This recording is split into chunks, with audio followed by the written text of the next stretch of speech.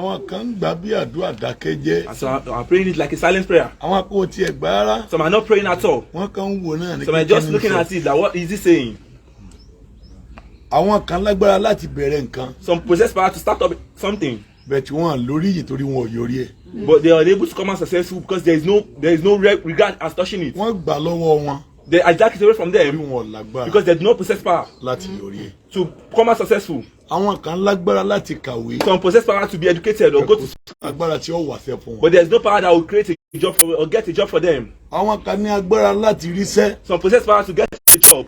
Bẹ́ẹ̀ kò ságbára àkójọ. But there is no power for savings. Àwọn kan lágbára láti lọ ìlú èbó. Some possess power to travel to diaspora. Kò ságbára láti ní pépà. But there is no power to get the document of citizenship. Wọ́n bá sì ní pépà wọ́n máa yọ wọlé bí olè. And if you don't have the paper, there is no how you can be going in and coming in. Àwọn kan wá lágbára pépà o. Some possess power for them to get the documents, but there is no job. Àwọn kan lágbára. Some possess power láti ríṣẹ́. to get a job, bẹ́ẹ̀ tí wọ́n rọ́kọ. but there is no husband. Ọjọ́ orí dẹ̀ ń lọ. And their age is far running. Over 40 years. Owó tó ń wò yìí. And the money that you see, kò sẹ́ni tó lè ní. there is no one that can get it. Àfẹ́ni Ọlọ́run bá fún lágbára. Except whoever that God has reached power to. Ó ní kí ìwọ kó rántí pé Olúwa Ọlọ́run rẹ. That Lord your God. Ó ló máa ń fúnni lágbára láti ní ọrọ̀. He is the one that gives us power to possess riches. Ó ní má gbàgbé ó tẹ̀ máa létí má gbàgbé o.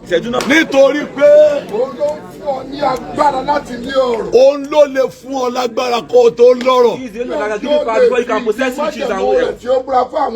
Ìní ìdí májẹ̀mú ọrọ̀ rẹ tó lè múlẹ̀. Àwọn kan lówó láàárọ̀ kò dọ̀sán, àwọn kan lọ́fẹ̀ẹ́ bọ̀ dalẹ̀, àwọn kan ní àárín ọdún náà ló tó rún padà. Torí kìí ṣe pé tí Olúwa fìdí rẹ̀ múlẹ̀ ni wọ́n ní. Ẹniwà tó Olúwa bá fìdí rẹ̀ múlẹ̀ yóò jẹ́ tí èkú ọmọ tó bá ń bẹ. Àlàáfíà agbára ni. Bíbélì pé kíni kan mo rí bí ìsìn rẹ̀ lábí ọ̀run. Ẹni tí Ọlọ́run fi ọlá àti ọrọ̀ fún. He that God has given the riches and honor. Kò sí ohun tí ó tó kù fún tí Ọlọ́run ò yọ̀ǹda fún. Bẹ́ẹ̀ kò fún ní agbára láti jẹ́. Ibi kan bẹ tí mo rí lábẹ́ ọ̀run yìí. Ó wá wọ́pọ̀ jù láàrin èèyàn. Jẹ́rí àwọn ibi kan bẹ tó ẹ̀kọ́ ẹ̀dámì inú Báíbù tó ẹgbẹ́ wáyé kọ́ ọ̀kà kó dúró tì. Tó dúró tì ẹbí Bíbélì ni. Ẹbí wọn ní wàásù ló kìlọ̀ yìí. Ibi kan wà tí mo rí lábẹ́ ọ̀run. Ó ti pọ̀jù láàrin ọmọ èèyàn. Ó ti pọ̀jù láàrin èèyàn. Ẹni tí Ọlọ́run fi ọrọ̀. Ẹni tí Ọlọ́run fi ọrọ̀. Ọlá àti ọlà fún. Kò sí tó kù tó fẹ́ ní láyé tọ́lọ́run ò ṣe fún. Nínú gbogbo tó fẹ́. Ṣùgbọ́n tí Ọlọ́run kò fún ní agbára. Ọlọ́run wà fún lágbára láti jẹ nínú ẹ̀. Àwọn àjèjì àwọn dókítọ̀ àwọn kúkú àwọn lọ́wọ́ ń bá jẹ́ òun ò lè jẹ́. Asán ni èyí. Àrùn bú ó tún èsì àìsàn àrùn.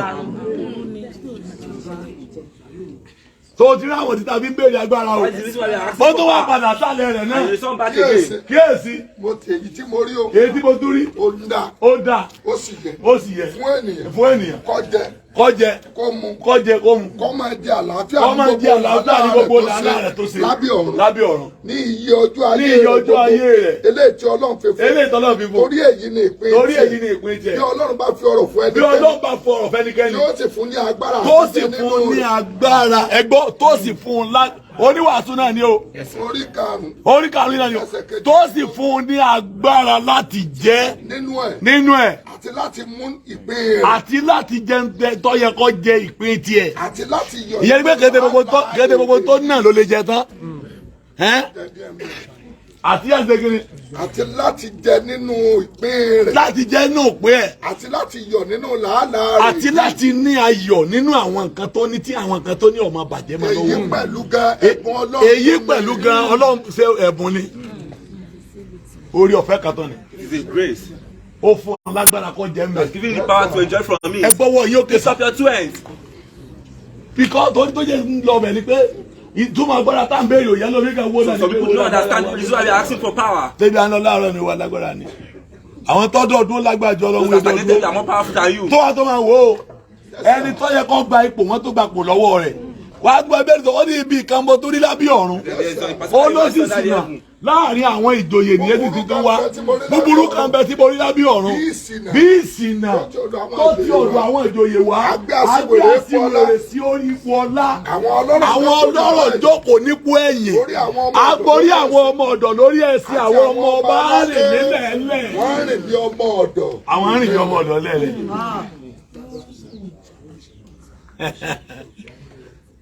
Ẹ ṣe báyìí. Lift up your hands. Bàbá. Father. Fún mi lágbára rẹ. Kí n lè gba ipò mi. Ẹ béèrè lẹ́ẹ̀kan sí kí n tó wọnú àdúrà. That's one again. Enter into the prayer section. Wọ̀ mí lágbára. And that puts power. Nítorí àwọn àfinisẹ̀sìn. Nítorí àwọn àfinisẹ̀sìn. Ìbéèrè náà mo tó wá yìí o. Ọmọ kan ló mọ́kọ wálé pò ń fẹ́ ṣègbéyàwó. Particularly that bought her husband that he wants to have a marriage. Wọ́n bá ń bọ́jọ́ pé kó ń bọ́jọ́ wá káwọ́ ṣe màmí mọ́. They assigned a date that let us have the introduction. Wọ́n dẹ̀ mọ̀jọ́. And they assigned the date. Wọ́n dẹ̀ ṣe màmí mọ́. After having the introduction. Ibi ẹ ti ṣe màmí mọ́ lọ́wọ́. Because of the introduction ceremony. Wọ́n mọ̀jọ́ wedding. And they assigned the date. A máa ṣe wedding fún ní ọjọ́ mẹ́ẹ̀ẹ́dógún. They are going to do the Nígbà wedding kù ọjọ́ méjì. When it's about 2 days. Wọ́n bá ní pé gbogbo family pé meeting wà. Family member that there is meeting. Wọ́n bá ní kí ló dé. I said, what's Ó happening? ní sẹ́yìn mọ̀ pé mi ò lọ mú. Said, do you know that I do not have a breast? Fóòmù ni mo fi ń ṣe ọmú mi. I'm using foam as this guy. Tẹ́ẹ̀ fi rò pé mo lọ mú. But for you to think that I have a Ọlá breast. sì lọ kọ́ńbọ̀. Bet mi ò ní ọyàn kankan I rárá. have no breast at all. Fóòmù ni mo kó sínú I'm búrá just tí mo putting di. foam inside of it. Àwọn family ọ̀wá lè mú mọ́ra mọ́. Wọ́n wá ń ké wọ́n wẹ́ ni tí ó gbà wọ́n. So I look for Àwa ní arábìnrin kékeré kan a particular young lady. kò lọ mú. kí làwọn ṣe fún arábìnrin wa Kí láá ṣe fárábìnrin wa? lọ́jọ́ tá a bá fẹ́. Ọjọ́ bá fẹ́ fẹ́ báyìí kí láá ṣe. The day of our wedding, what will we do? Àṣírí òtún bá ń jọ wedding wa. And the secrets will be revealed on the day of wedding. Wáyé tí ò jẹ́wọ́. Orun márùn-ún ó fi rumọdé yàrá ẹ̀sìn. Until she gets to the room of this grace. Kí láá ṣe fún What will you do to her? lọ́jọ́ ìgbéyàwó ẹ̀? On her day of wedding. Bó o láá ṣe sọ fẹ́ di ọfẹ́ fẹ́ pé ẹni ọfẹ́ fi ọ̀lọ́yàn. We are about to get married to do not have a breast. Bẹ́ẹ̀ ni kí n lè bọ́ lọ́wọ́ ogun àfinisẹ̀sìn. For me to be free from battle of disgrace and shame. Fún mi ní agbára rẹ. Give me your power. Bàbá fún mi lágbára. You're still coming back. Obìnrin kan bí ọmọ méjì. Particularly lady that gave birth to 2 child. Ọkọ rẹ̀ dẹ̀ kú. Then her husband died. Ẹni ó súnmọ́ mi dáadáa ni. She's my very close person. Iṣẹ́ ọlọ́pàá ló ń ṣe. And she's a police woman. So wọ́n wá gbé lọ sí ọ̀nà after Alaba. Then I took her to Alaba Alaba Arago. Lọ́nà Àgbàrá around Agbara side. ni wọ́n gbé lọ. They took her over there. Iṣẹ́ ọlọ́pàá ló ń ṣe. And she's a Ọ̀dẹ̀ ń police. ṣiṣẹ́ rẹ̀ wẹ́rẹ́wẹ́rẹ́. And she's doing her work gradually. Wọ́n bá rí ọkùnrin mi tó fẹ́ fẹ́ nígbà tó ti dúró. And she saw another husband again that wants to get married to her. Ọkùnrin ẹ̀ wá fẹ́ràn ẹ̀. This man. Ẹ jẹ́ mọ̀ pé loved her máa so yí much. sanwó iléèwé àwọn ọmọ méjèèjì tó ti bí. It was this man that was taking responsibility of her child. Máa yẹn dẹ̀ change ilé fún ọ lọ gbalé tó dáa fún And he ọ. got them a good accommodation. Máa yẹn dẹ̀ fẹ́. And this man got Máa married to yẹn her. fún lóyún. And she got Obìnrin yìí ọ̀rọ̀ ọmọ bí o. And she was unable to give birth. Àkókò àti bímọ dé It's ọmọ time for wa. her to give birth. Ń bọ̀ dáa nìkan tó wọ́n bá ti mú yóò tó sọ́ọ́lẹ̀. When she's about to Tó bá ti mú yóò tó sọ́ọ́lẹ̀. it will release her again. Bọ́ba àwọn tó dé wọ́n ń bẹ láyìíká rẹ̀. Those that are binding, they are around her environment. Ó ní fúláàtì làwọn ń gbé. So she's staying in a flat. Òun ọ̀wà Ìbàdàn ọmọ Ìbàdàn ló. Tàwa lóde òtí ń bẹ láyìíká òun. So who is behind her bonding that is around her environment? Tílẹ̀ kò mọ rí. And she Tọ́ba shut her tílẹ̀ kò door. mọ rí. Bí àwọn ọmọ rẹ̀ léèrè pé kí ni mo ṣe. Ask your children that what have I done? Lọ́ba pa méjèèjì. And she called the 2 of her children. Ọ̀kan ọdún mẹ́ta. The one 3 years old Ọ̀kan ọdún bíi mẹ́fà àbọ̀ àbí méjì. and the other one is like about 6 to 7 years old. Kí ni mo ṣe o? So what have I done Tẹ́ẹ̀ fi jẹ́ ń bímọ. that you make me to remain barren? Ó ní kété mi o. So it is not me. Èmi náà ni o. Ẹbí tèmi lórí. Ask the other person. Tèmi lórí. Kí ló dé tẹ́ẹ̀ fi di oyún? Ṣé inú yín dùn bí mo ṣe wà tí ìbímọ ẹ̀? Are you asking where I am that I was? Ní àtẹ̀yọ fẹ́ ẹni tí ọ̀fà ẹ̀. When you went ahead to go and get married to someone that is not handsome. Kò fáìn sẹ́yìn lẹ fẹ́ ni. Are you the one that got married to me? Ìyẹn ní tèmi lórí lọ́tọ̀ pé ọkùnrin yẹn ò fáìn. Kò fáìn. Not handsome. Kò fáìn. Kí ẹ lọ́yẹ̀ kẹ́ ẹ fẹ́ ẹ sì lọ fẹ́ lágídí. Bẹ́ẹ̀ làwọn náà fi ní pé kẹ́ gúgú lóyún kẹ́ bá lọ.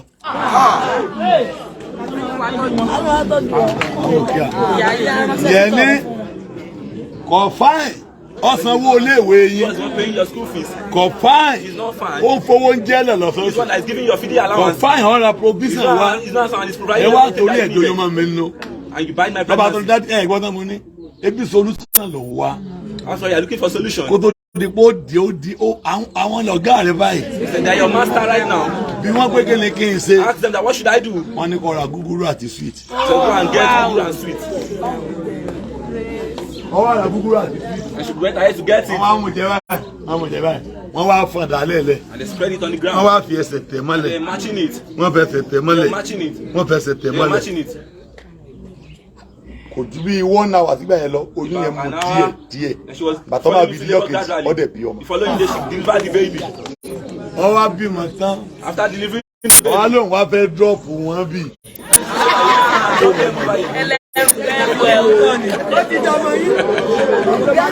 Wọ́n lọ́lọ́ yọ̀ǹda ògo fún ògo ra bàtà ni.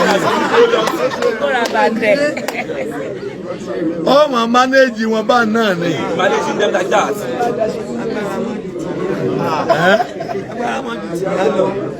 Torí ọmọ mi tó rí tó gbà lórí málẹ̀ kí. Ó bàjẹ́. Ọmọ tí ètò ẹgbẹ́ ìyá rẹ̀. It's not your mother's mate. Ẹ̀nàwó. Lift up your hands. Olúwa fún mi ní agbára. Oh Lord, give me power. Kí ló má bàa dá mi dúró nítorí àyíká?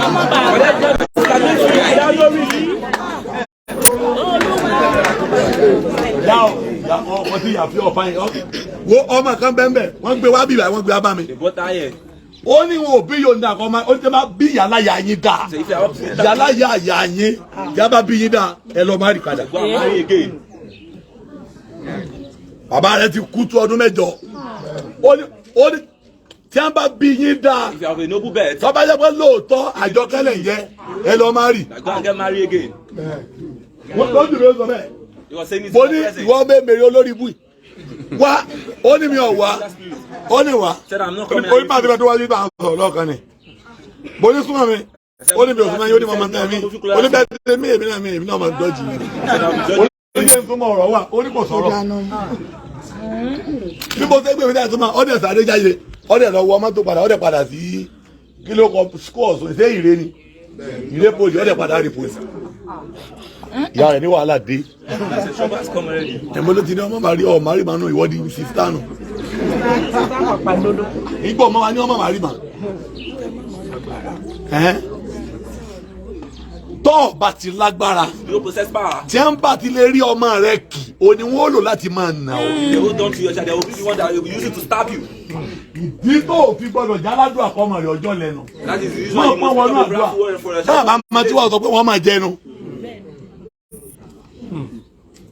Ẹnáwó yín báyìí sá. Ẹ pariwo. Bàbá. Gbé gbogbo agbára rẹ wọ̀ mí.